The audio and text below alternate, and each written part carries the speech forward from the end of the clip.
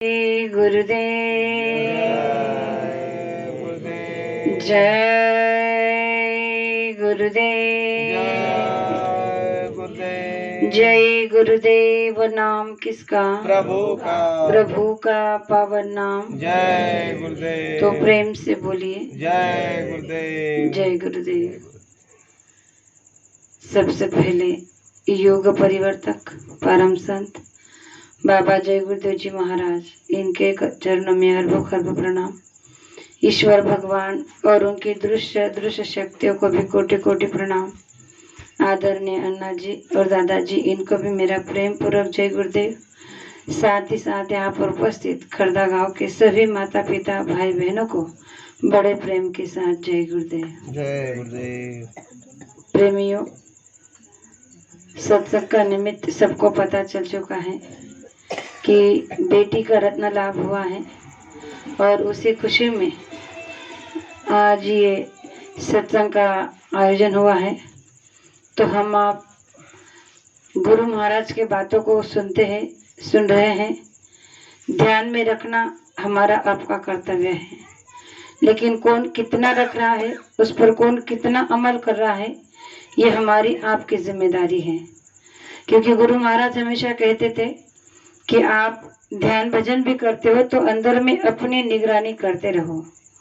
अगर संसार भी करते हो तो अपने अंदर अपने आप को हमेशा निखारते रहो, अपने अंदर निरख परख करते रहो। तो ये दो बातें उन्होंने क्यों कही थी? क्योंकि उन दो बातों का हमारे जीवन में बहुत बड़ा महत्व है। अगर हम गुरु महाराज ने जो कहा कि संसार में रहते हुए आपको हमेशा अपने अंदर निरख परख करते रहने का मतलब है, एक छोटा सा उदाहरण गुरु महाराज ने दिया था कि एक बार एक महात्मा जी का आश्रम था और उनके आश्रम पर उस समय में ऐसे कोई दिया, मतलब लाइट वाइट की कोई व्यवस्था नहीं थी उस समय में, तो दिया सलाई का जमाना था। तो उन्होंने उनके आश्रम पर एक बिल्ली को पाल रखा था और उस बिल्ली के सर पर जब वो सत्संग को बैठते थे, प्रेमियों को जब सत्संग सुनाते थे, तो बिल्ली उनके पास में जाकर बैठ जाती थी और उसके सर पर दिया जलाकर रख देते थे। तो जब तक पूरा सत्संग चलता था तब तक वो बिल्ली चुपचाप उस दिए को अपने सर पर लेकर बैठी रहती थी। अब इस आश्चर्य को सभी प्रेमी रोज देखते थे, लेकिन दिल में एक बात रहती थी कि अरे ये तो बिल्ली है, लेकिन जब तक महात्मा जी का सत्संग चलता है तब तक ये कितनी शांत बैठे रहती है, ना हिलती है ना डुलती है, और उसके सर पर जो चिराग का दिया रखा होता है वो गिरने भी नहीं देती। तो एक सत्संगी ने अपने मन में एक विचार लाया कि क्या ये अपना स्वभाव जो है बिल्ली का, क्या ये इसके अंदर है या नहीं, या इसने महात्मा के संग में रहकर उसे त्याग दिया है, इसमें ये सच में इतना परिवर्तन हो गया है। तो उसने सोचा कि इसकी परीक्षा लेकर देखूं। दूसरे दिन जब वो सत्संग सुनने के लिए गया आश्रम पे, तो उसने जो अपने शरीर पर जो शॉल को ओढ़ रखा था, एक चादर को ओढ़ रखा था, उसमें एक चूहे को पकड़ लिया घर से और चूहे को पकड़कर उस सत्संग के दरबार में चला गया। अब जैसे ही रोज की तरह वो बिल्ली महात्मा के पास बैठी है, उसके सर पर दिया रखा है और दिए की रोशनी में महात्मा जी सबको सत्संग सुना रहे हैं। अब सत्संग आधा हुआ तब तक इसने अपनी युक्ति सोची और जो अपने पास में चूहे को छुपा कर रखा था चादर में, उस चूहे को उस बिल्ली के सामने छोड़ दिया। अब बिल्ली तो बिल्ली है, उसका अगर भक्षण, उसका भोजन ही अगर चूहा है तो वो भला अपना स्वभाव कैसे छोड़ सकती है। उसे तुरंत इतने जोर से झपटा और उस चूहे को पकड़कर वहां से चली गई। तो इस दृश्य को जब सबने देखा तो महात्मा जी से पूछा कि महात्मा जी, ये बिल्ली रोज बड़े शांत से हम आपको सत्संग सुनाती थी, जब आप सत्संग सुनाते थे तो ये अपने सर पर दिया लेकर बैठी थी और सब कितने शांति से सत्संग सुनते थे, तब ऐसा लगता था कि इसके अंदर कितना परिवर्तन हो गया है। ये एक जानवर होकर भी ये आपकी भाषा, आपकी बोली कितनी अच्छी समझ गई है, इतने संस्कार इस पर आ गए हैं, लेकिन आज इसका मूल स्वभाव पता चल चुका कि जैसे ही इसके सामने चूहा आया, इसने अपने उस संस्कार को मिटा दिया, छोड़ दिया और तुरंत चूहे को पकड़ लिया। तो महात्मा जी ने कहा कि ये केवल बिल्ली ने, इसलिए ये बिल्ली का उदाहरण गुरु महाराज ने इसलिए दिया कि वो बिल्ली हम सब है।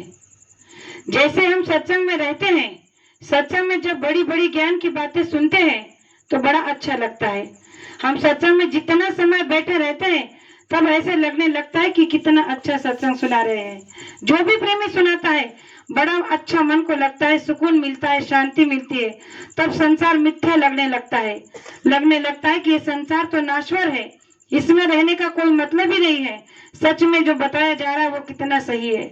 लेकिन जैसे ही यहाँ से उठकर घर पहुंचते हैं तो ये जो बिल्ली है ये छलांगे मारने लगती है। जैसे कि संसार का कोई काम आपका खराब हो गया, बिगड़ गया तो आप चिढ़ जाते हो या फिर नाराज हो जाते हो या फिर गुरु के प्रति, परिवार के प्रति गलत गलत भावनाएं से सोचने लगते हो। तो गुरु महाराज ने कहा कि ये संसार इच्छाओं से भरा हुआ है और ये इच्छाओं से भरा हुआ संसार में मनुष्य भी इच्छाओं से भरा हुआ है। जब तक आपकी इच्छा की पूर्ति नहीं होती तब तक आपके मन मुताबिक जब तक होता है तब तक आपको लगता है कि मैं बहुत अच्छा हूँ, मैं जिस रास्ते पर चल रहा हूँ वो रास्ता बहुत अच्छा है।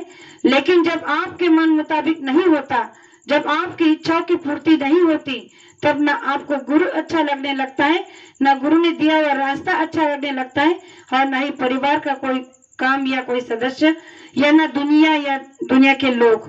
तो गुरु महाराज ने कहा ये संसार ही स्वार्थ से भरा है। पहले गुरु महाराज यही तो बात रखते हैं सत्संग में कि संसार स्वार्थ से भरा है, नाश्वर है, इसमें आपको उतना ही रहना है जितना जरूरी है और आप उसको इतना ही समझो जितना आपको जरूरी है। हम जरूरत से ज्यादा संसार को जानने की कोशिश करते हैं, इसलिए दुखी हो जाते हैं। तो गुरु महाराज ने कहा जरूरत से ज्यादा सोचना आपको अध्यात्म के बारे में है, संतमत के बारे में है, गुरु के बारे में, अपने आप के बारे में है। जब हम अपने आप के बारे में ज्यादा सोचना और जानना लग जाओगे तो गुरु महाराज ने कहा कि आपका अध्यात्म बन जाएगा। ज्ञान प्राप्त करना कोई बड़ी बात नहीं है, लेकिन प्राप्त किए हुए ज्ञान को कसकर अपने जीवन में उतारना ये सबसे बड़ी शिक्षा और संस्कार होते हैं। तो गुरु महाराज ने ये संस्कार हम आपको दिए हैं और उनके दिए हुए संस्कारों को दोहराते रहने का कार्य जो अन्ना जी और दादाजी हमारे बीच में कितने वर्षों से कर रहे हैं ये मैं भी नहीं जानती, लेकिन जितने वर्षों से जान रही हूँ तो ये काम कोई नहीं कर सकता। लेकिन फिर भी हमारे अंदर इतनी कमियां हैं कि दोष किसे दिया जाए। सत्संग तो सभी अच्छा सुनाते हैं, हम आपके समझ में आने के बाद भी अगर हम कुछ गलतियां ऐसे कर जाते हैं जो नहीं करनी चाहिए तो ये सत्संग की पहचान नहीं होती है। तो प्रेमियों, सत्संग में जाना है तो सचित होकर जाना, सचित होकर सुनना, चाहे 10 मिनट का हो या 1 घंटे का हो, उसे सुनकर जीवन में उतारना चाहते हो तो सत्संग में बैठो, वरना बैठने की कोई जरूरत नहीं। तो ज्यादा कुछ ना कहते हुए जो 2 बातें आपके सामने रखी हो सकता हो कहने में एक आध शब्द ऐसा निकल गया हो जो मुझे नहीं कहना चाहिए था, आपकी छोटी बेटी समझकर माफ करना इसे आशा करती हूँ और मेरे 2 शब्द को यही विराम देना चाहती हूँ। जय गुरुदेव। जय गुरुदेव। जय